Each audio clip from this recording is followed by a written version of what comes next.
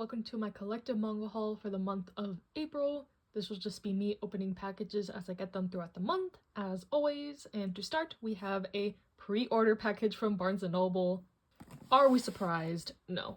I've made my pre-orders through Barnes & Noble up through like August, so these packages aren't going anywhere in these videos. And today we have Omnibus 1920 of Tokyo Revengers. I finished reading Tokyo Revengers digitally last year and I liked it a lot, so I'm kind of just collecting the physical volumes now because I plan to reread the series eventually, so I think they'll be nice to have. So yes, happy to have this. And then we have Omnibus 2 of Neighborhood Story. So excited to have this. I read Volume 1 recently in a Volume 1 tri-vlog and I really enjoyed it. This is the prequel to Paradise Kiss by Ayazawa, and so far it's just like a cute childhood friend story, kind of their blossoming romance and the main character trying to start her fashion brand, but it's all tied up with this gorgeous art, of course, this super nice physical release, and yeah, I'm just really excited to continue. I believe there's 4 omnibuses total, so about halfway through with the series. So happy Viz decided to pick this up. Hello, it's actually the end of the month. I was traveling for about 2 weeks for work, and I just got back to a mountain of packages, so let's just open them all up now. Starting with my Barnes & Noble pre-orders.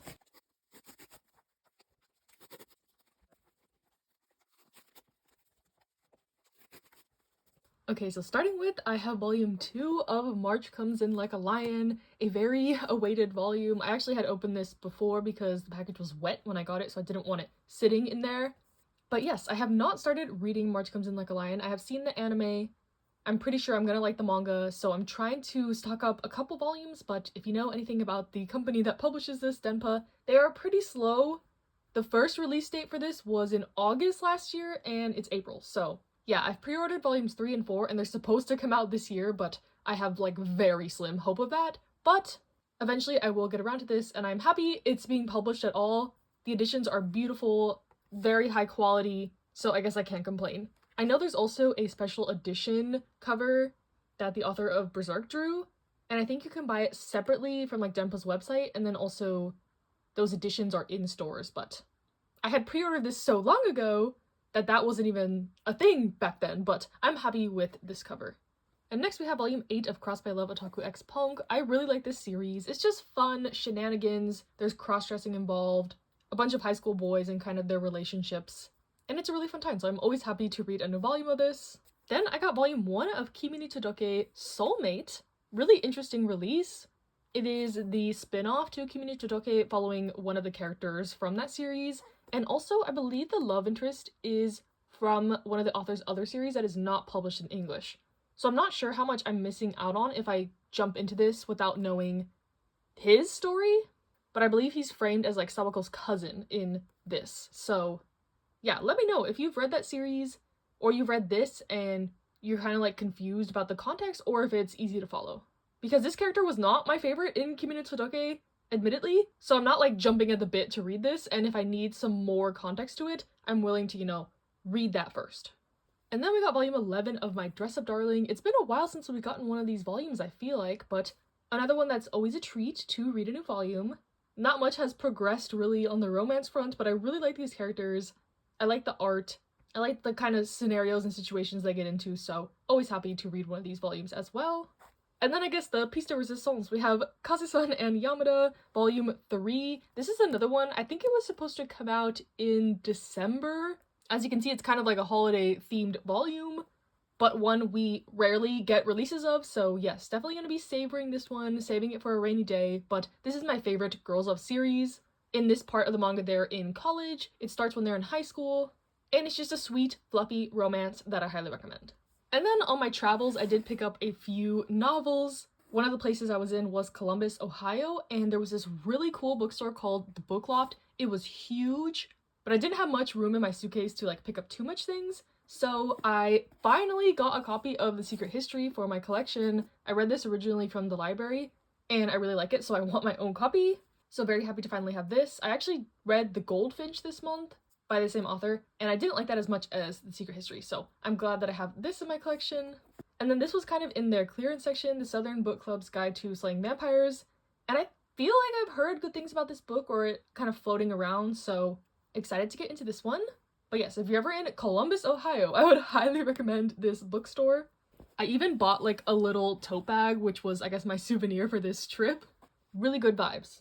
And then my library had a like book sale, and I picked up Happy Place by Emily Henry for $1, so I couldn't beat that. I've liked some of Emily Henry's other books, so I'm excited to read this one.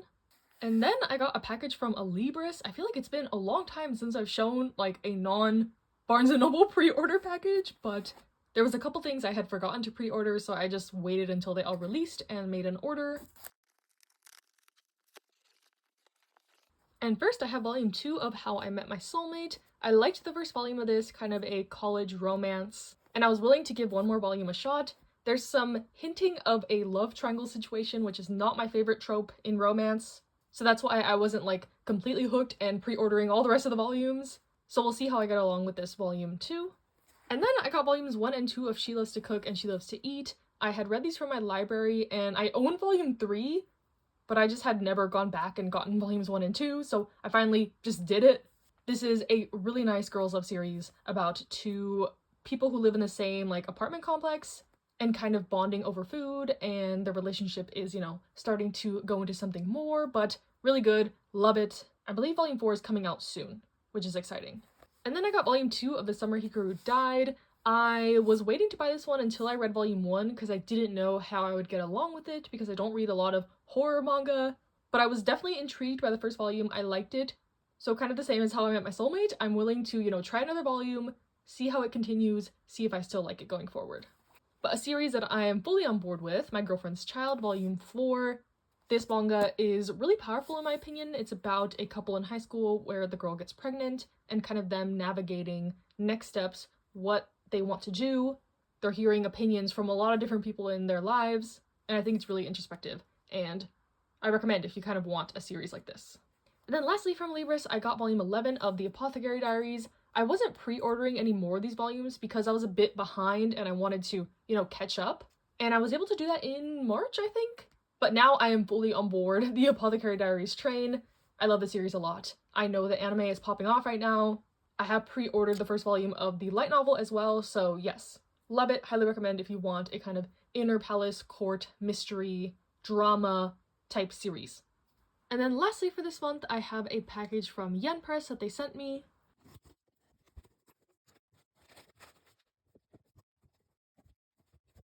As always, super grateful to Yen Press for continuing to send me stuff to review. Let's just go through them. First we have The Tiger Won't Eat the Dragon Yet. Here is the synopsis. Seems like a kind of fantasy one. Not sure how I feel about this cover, to be honest, but we'll see. Then we have Adults Picture Book Volume 1. This is actually one I was extremely interested in when it got announced. I believe this man kind of ends up having to adopt his friend's child, and he asks this woman to marry him so they could raise her together, something like that. But as we all know, I love my series featuring kids and kind of family dynamics and wholesomeness, so I'm hoping this is like what this is. Then we have My Gemini. Here is the synopsis. I believe an anime came out for this, or maybe a movie or like an OVA.